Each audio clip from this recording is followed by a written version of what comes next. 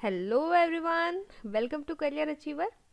आइए बात करते हैं एक नए टॉपिक के बारे में जिसका नाम है बैक्टीरियोलॉजी। थोड़ा सा अगर फ्लैशबैक में लेकर जाऊं तो हम स्टार्ट करते हैं थोड़ा पीछे से, यानी कि कुछ हज़ार साल पहले। कुछ हज़ार साल पहले लोग बहुत बीमार हो रहे थे, लेकिन उन्हें ये नहीं पता था कि वो बीमार क्यों हो रहे हैं।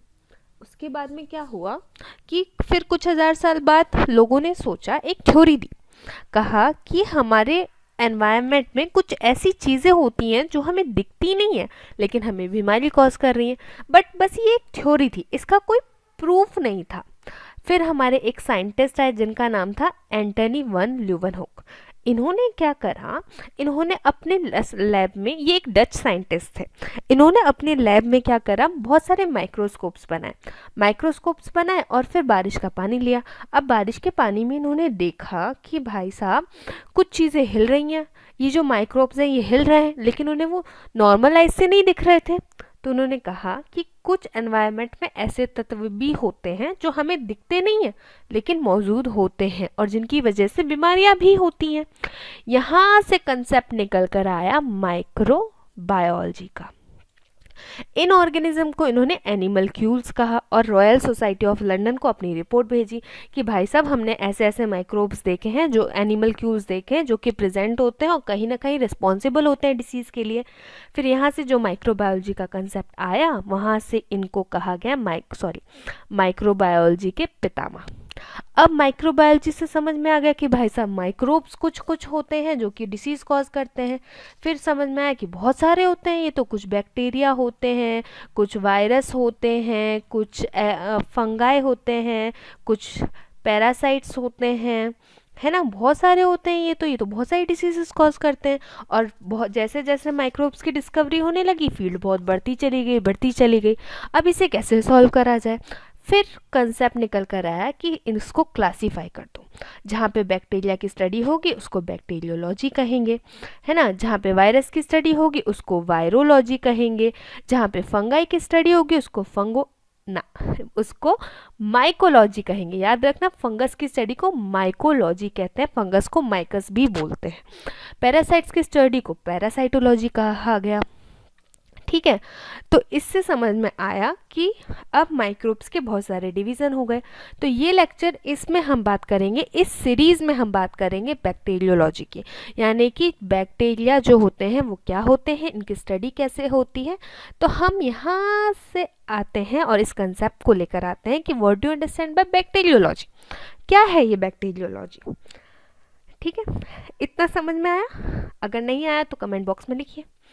बैक्टीरियोलॉजी के बारे में सिंपल सा लिखा है कि ये एक ऐसी ब्रांच है साइंस की जिसमें हम स्टडी करते हैं बैक्टीरिया के बारे में, और बहुत सारे जो बैक्टीरिया से एसोसिएटेड ऑर्गेनिजम्स और डिसिप्लिन्स होते हैं इसके बारे में हम स्टडी करते हैं। जैसे कि पैथोजेनिक बैक्टीरियोलॉजी, जो वो बैक्टीरिया जो कि डिसीज़ कॉज करते हैं उनकी स्टडी करते हैं। बहुत सारे बैक्टीरिया को हम यूज़ करते हैं फूड की फील्ड में। आपने देखा होगा कि आप मार्केट से दही लाते हैं, घर में ही दही जमाते हैं, तो थोड़ा सा जामुन लेते हैं, रात में दूध में हल्के गुनगुने दूध में डालते हैं और सुबह तक दही जम जाता है। भाई साहब क्या है ये? क्या है दही के अंदर जो दही के दूध को दही में कन्वर्ट कर देता है? होता होगा कुछ, क्या है वो? उसको हम बोलते हैं लैक्टोबैसिलस या फिर लैक्टिक एसिड बैक्टीरिया, जो कि क्या करता है, रात भर में दूध को कर्ड में कन्वर्ट कर देता है। बहुत सारे माइक्रो ऑर्गेनिजम्स जो होते हैं वो फार्मेसी, वैक्सीन बनाने में काम आते हैं। कई सारे माइक्रो ऑर्गेनिज्म एग्रीकल्चर फील्ड में काम आते हैं, बहुत सारे एनवायरनमेंट में काम आते हैं। ठीक है, तो वो जैसे जैसे फील्ड बढ़ती गई उनके यूज़ भी पता चलने लगे, उनके हार्मफुल इफ़ेक्ट्स भी पता चलने लगे। जैसे कि आज की तारीख में हम बैक्टीरियोलॉजिकल स्टडीज़ से डिसीज़ को डायग्नोस करते हैं, डिसीज़ को ट्रीट करते हैं और बहुत सारी चीज़ें करते हैं। फूड, फार्मेसी, एग्रीकल्चर, इन सब जगह हम यूज़ करते हैं। तो स्टार्ट करते हैं हम बैक्टीरिया से। क्या होता है भाई साहब बैक्टीरिया? होता क्या है? देखिए, काफ़ी बड़ा लेक्चर है, हम इसको तोड़ तोड़ के देखेंगे एक सीरीज़ के टाइप में। ठीक है, क्योंकि भाई अगर आपको ये देखना है कि आपको 7 मिनट में लेक्चर का बैक्टीरियोलॉजी ख़त्म करनी है, वो यहाँ नहीं हो पाएगी। आपको बहुत सारे लेक्चर मिल जाएंगे जहाँ पे हो जाएगी। यहाँ पर आपको प्रॉपर बैक्टीरियोलॉजी के बारे में पढ़ाया जाएगा, आपको सारी स्लाइड्स मिलेंगी, आप इनसे नोट्स भी बना सकते हैं। आप इस तरीके से समझ सकते हैं कि आप किसी और को भी समझा सकते हैं। इतना बात समझ में आई? अगर देखना हो तो इसको कंटिन्यू करें। तो स्टार्ट करते हैं हम। बैक्टीरिया क्या होते हैं? क्या होते हैं भाई साहब ये बैक्टीरिया? है ना, नाम सा दिख रहा है बैक्टीरिया बैक्टीरिया बैक्टीरिया बैक्टीरियोलॉजी, क्या है ये? सिंगल सेल्ड माइक्रो ऑर्गेनिज्म है ना, जो कि प्रोकैरियोट्स होते हैं और सिंगल सेल से बने होते हैं। इनके अंदर ऑर्गेनेल्स नहीं होते, ट्रू न्यूक्लियस होता है, लेस कॉम्प्लेक्स होते हैं। What do you mean by this? बोल दिया। अब समझा भी दीजिए madam ji. Bacteria single celled microorganisms होते हैं, यानी कि सिंगल सेल से मिलकर बने होते हैं। सिंगल सेल्स क्या होते हैं अब, है ना? तो सिंपल सी भाषा में अगर कहूँ कि cells are the structural and functional unit of life. Structural और फंक्शनल यूनिट होते हैं। अब मैडम जी ये स्ट्रक्चरल और फंक्शनल यूनिट क्या होती है? तो ऐसे समझे, एक घर बनाने के लिए हमें किसकी ज़रूरत पड़ती है? हम ईंट से एक एक ईंट मिलाकर घर बनाते हैं। तो पहले एक ईंट रखते हैं, उसके बाजू में एक ईंट रखते हैं, सीमेंट से जोड़ते हैं, फिर पूरी लाइन बनाते हैं, बेस बनाते हैं ईंट का, फिर उसके ऊपर हम ईंट रखते हैं। ऐसे करके हम पूरी बिल्डिंग तैयार करते हैं। ऐसे ही जो बॉडी होती है, जो ऑर्गेनिज्म की बॉडी होती है, उसके अंदर एक जो सेल होता है ना, सेल के बाद क्या होता है, बहुत सारे जो सेल्स होते हैं वो मिलके टिश्यू बनाते हैं। बहुत सारे जो टिश्यू होते हैं वो मिलकर ऑर्गन बनाते हैं। बहुत सारे ऑर्गन मिलकर ऑर्गन सिस्टम बनाते हैं। अब ये जो ऑर्गन सिस्टम होते हैं वो एक साथ मिलकर काम करते हैं और एक ऑर्गेनिज्म बनाते हैं। क्या बनाते हैं? एक ऑर्गेनिज्म बनाते हैं। क्यूट सा बना दूं ये, ठीक है? तो ये जो सेल होते हैं, मान लीजिए जो ईंट है ये पूरा घर बना रही है, इसको हम बोलते हैं सेल। अब जो बैक्टीरिया होते हैं वो सिंगल सेल से मिलकर एक ही सेल से बनते हैं, इसीलिए हमें नेकेड आई से नहीं दिखाई देते। ऑर्गेनिज्म क्यों दिख जाते हैं? क्योंकि वो बहुत लाखों करोड़ों सेल से मिलकर बनते हैं, इसलिए हमें इंसान दिख जाते हैं, एनिमल्स दिख जाते हैं, उनके अंदर बहुत सारे सेल होते हैं। लेकिन बैक्टीरिया जो होते हैं वो सिंगल सेल ऑर्गेनिजम्स होते हैं। अब इनके अंदर प्रोकैरियोटिक सेल्स होते हैं। प्रोकैरियोटिक का मतलब क्या है? जो प्रोकैरियोटिक सेल्स, देखिए सेल्स को दो बेसिस पे डिवाइड करा गया। एक तो प्रोकैरियोटिक सेल्स, दूसरे होते हैं यूकैरियोटिक सेल्स। प्रोकैरियोटिक सेल्स वो सेल्स होते हैं जिनके अंदर मेम्ब्रेन बाउंड ऑर्गेनेल्स नहीं होते, ऑर्गेनेल के ऊपर एक्स्ट्रा मेम्ब्रेन नहीं होती। ऐसे समझिए, ये मान लीजिए ये ये वाला देखिए, ये ओ दिख रहा है आपको, ठीक है, ये वाला। तो इसके ऊपर अगर मैं एक लेयर और लगा दूँ तो ये मेम्ब्रेन बाउंड हो जाएगा। ये जो ऑर्गेनेल है इसके ऊपर मेम्ब्रेन बाउंड है, जो कि यूकैरियोट्स में देखने को मिलता है। प्रोकैरियोट्स के अंदर ये मेम्ब्रेन बाउंड ऑर्गेनेल्स नहीं होते। इवन यहाँ प्रोकैरियोट्स के अंदर ट्रू न्यूक्लियस भी नहीं होता। ट्रू न्यूक्लियस से क्या मतलब? जो न्यूक्लियर है उसके ऊपर न्यूक्लियर मेम्ब्रेन नहीं होती। न्यूक्लियस होता है वो बिखरा बिखरा पड़ा रहता है ना, ट्रू नहीं होता, इसीलिए इसको हम प्रोकैरियोटिक सेल्स कहते हैं। अब यूकैरियोट्स की बात करें तो यूकैरियोट्स के अंदर सारी चीज़ें एकदम टिप टॉप होती हैं। यूकैरियोट्स के अंदर प्रॉपर मेम्ब्रेन बाउंड ऑर्गेनेल्स होते हैं, सबका अपना काम होता है, न्यूक्लियस के ऊपर मेम्ब्रेन होती है ना, और ये थोड़ी ज़्यादा कॉम्प्लेक्स होते हैं अगर कंपेयर करें हम प्रोकैरियोट्स से। तो जो प्रोकैरियोट्स होते हैं, यहाँ पर सिंपल सी भाषा में लिखा हुआ है, जो बैक्टीरिया होते हैं ये सिंगल सेल माइक्रो ऑर्गेनिजम्स होते हैं। प्रोकैरियोट्स होते हैं यानी कि इनके अंदर ऑर्गेनेल्स नहीं होते और ट्रू न्यूक्लियस भी नहीं होता।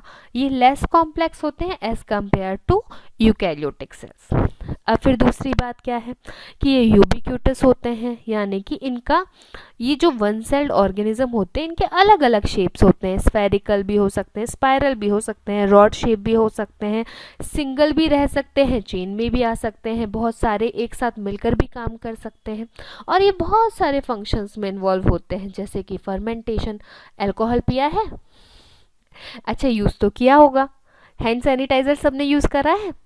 It is a product of fermentation.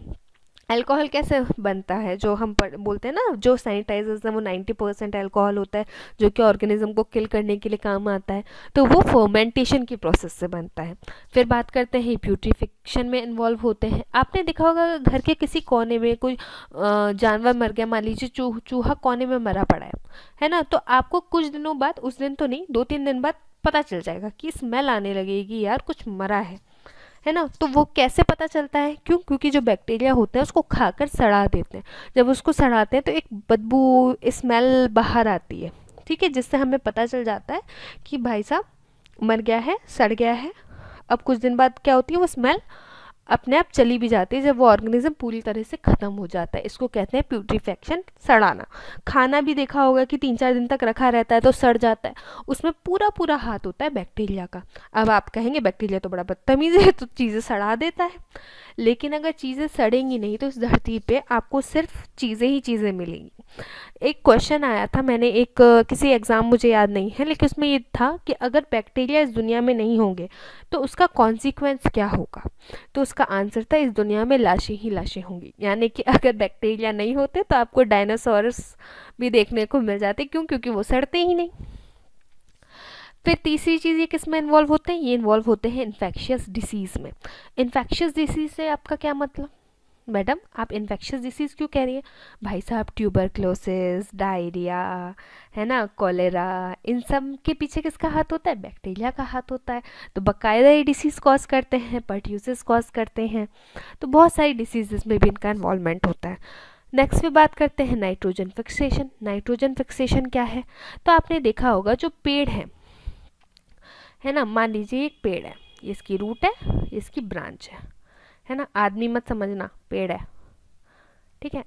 अच्छा, अब लग रहा है थोड़ा थोड़ा, 1 मिनट। है ना, ये एक पेड़ है।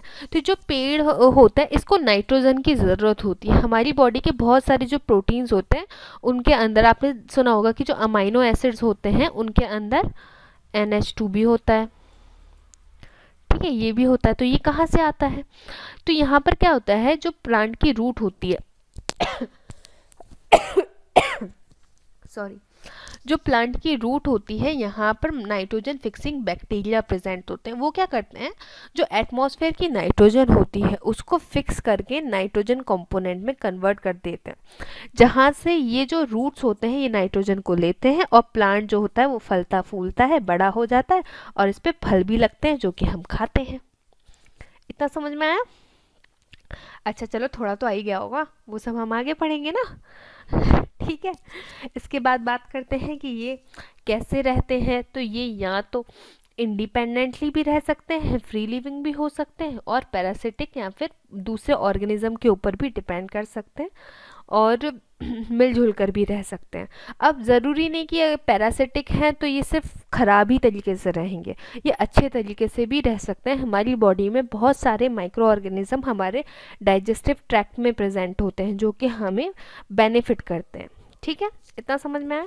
अब नेक्स्ट लेक्चर में हम बात करेंगे इसके शेप, साइज़ के बारे में और उसके स्ट्रक्चर के बारे में। तो आज के लिए इतना ही। Thank you so much.